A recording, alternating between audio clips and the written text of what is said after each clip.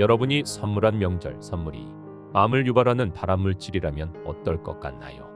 또 여러분이 받은 명절 선물에 극독성 물질이 포함되어 있다면 기분이 어떠신가요? 무슨 영화 속 이야기 같지만 우리가 흔하게 명절에 주고받는 선물 중 일부는 발암물질과 극독성 물질을 포함한 선물들이 있습니다. 오늘은 이런 끔찍한 선물들은 무엇이 있고 또 최고의 선물은 무엇인지 알아보겠습니다. 안녕하세요. 여러분들의 가치 있는 시간 가시TV입니다. 이번 명절엔 어떤 선물을 생각하고 있으신가요? 또 어떤 선물을 받으실 것 같으신가요? 아마 지금부터 언급할 4가지의 선물을 생각하셨다면 이 영상은 꼭 끝까지 시청해 주시길 바랍니다. 명절 최악의 선물. 첫 번째는 스팸입니다. 스팸은 잘 구워서 쌀밥과 먹으면 밥도둑이 따로 없습니다. 하지만 이렇게 맛있는 스팸엔 아질산나트륨이라는 성분이 첨가됩니다. 이 성분은 60kg의 성인이 4.2g을 섭취하면 사망할 수 있는 성분으로 주로 방부제의 역할과 맛있어 보이게 하는 발색제의 역할을 합니다. 그렇다면 스팸을 많이 먹으면 죽을 수도 있는 걸까요? 죽을 수 있지만 아질산나트륨 때문이 아닐 겁니다. 아질산나트륨을 지사량까지 섭취하시려면 스팸을 약 1310캔을 섭취하셔야 합니다. 배가 불러 죽게 되는 것이죠. 그렇다면 왜 이 물질이 문제라고 말하는 걸까요? 그건 바로 발암물질이기 때문입니다.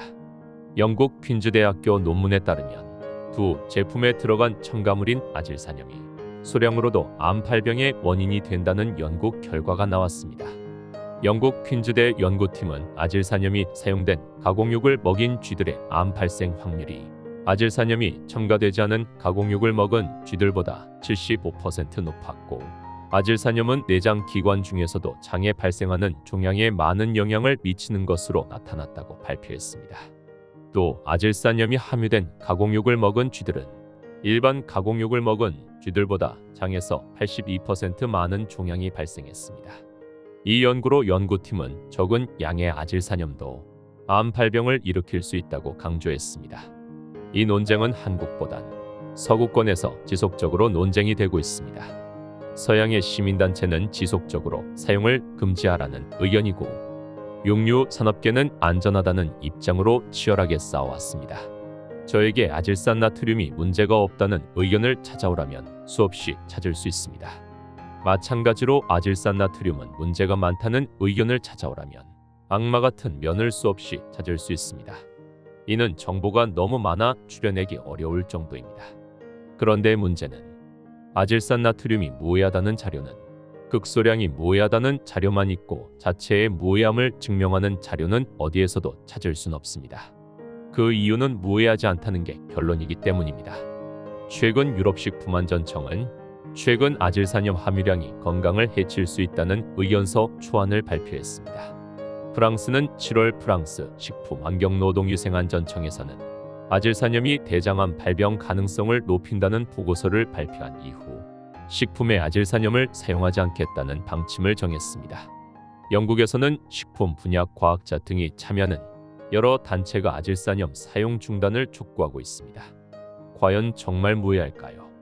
이건 여러분들의 판단이 중요할 것 같습니다. 두 번째 최악의 명절 선물은 젓갈입니다. 젓갈에서도 아질산나트륨을 사용합니다. 하지만 스팸이나 다른 가공육에 비해 소량만 사용됩니다. 그 이유는 예전 무질성으로 아질산나트륨을 사용하였고, 그 결과 WHO로부터 발암물질 1군으로 지정되었고, 엄청난 규제를 때려맞으며 아질산나트륨의 함량을 대폭 줄였기 때문입니다. 하지만 시장에서 판매하는 젓갈은 어떨까요? 실제로 시장에서 판매하는 젓갈에도 아질산나트륨을 넣습니다. 그런데 규제가 비교적 허술한 시장 젓갈은 위험하다는 생각이 듭니다. 실수로 한 수저, 모르고 대량 등 대참사를 불러오기 너무 좋기 때문에 주의가 필요하다고 생각됩니다. 세 번째는 기름입니다. 결론부터 말해서 기본적으로 기름에 열을 가해서 요리하는 것은 좋지 않습니다. 그래도 어쩔 수 없이 선물해야겠다면 엑스트라 버진 아보카도유, 올리브유를 선물하세요. 그 이외에 콩기름, 카놀라유, 포도씨유 등등 모든 식용유는 되도록 사용도 선물도 하지 말 것을 추천합니다. 그 이유를 말씀드리기 전에 이해하셔야 하는 지식이 조금 있습니다. 지방은 크게 포화지방과 불포화지방으로 나눕니다. 포화지방은 실온에서 안정화가 된 상태의 지방입니다. 그래서 실온에서 고체로 존재하며 잘 변질되지 않습니다. 실온에서 고체로 존재하기 때문에 먹었을 때 혈관을 막는 다는 점이 단점입니다. 불포화지방은 구조가 꽉 채워지지 않아 아직 안정화가 되지 않은 지방입니다. 그래서 쉽게 변질됩니다.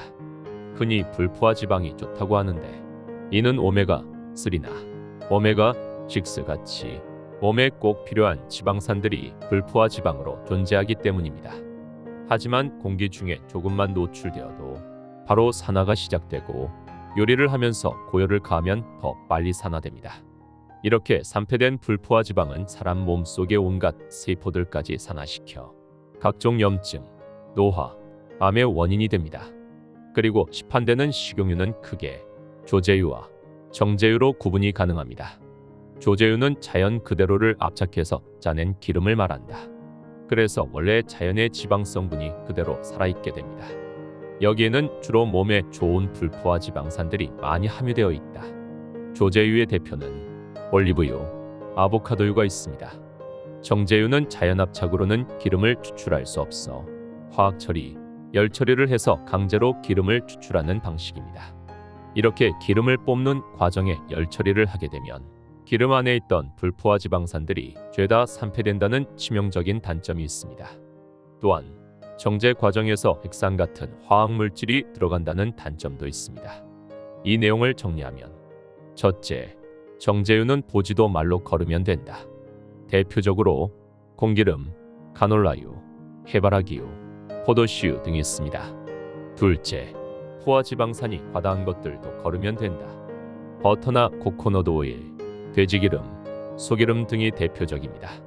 이렇게 나쁜 식용유를 걸은 후 좋은 식용유를 찾아보면 일단 가장 논란 없이 좋게 꼽히는 것들이 올리브유랑 아보카도유입니다. 이 둘은 포화지방도 적고 영양성분도 다 좋은 편입니다. 그렇다고 모든 올리브유와 아보카도유를 아무 것이나 사면 된다는 말이 아닙니다. 꼭 엑스트라 버진 올리브유와 아보카도유를 구매하셔야 합니다. 나머지 버진, 퓨어, 포마스 등은 찌꺼기에다 화학물을 타서 재추출하는 등 정제유이기 때문입니다.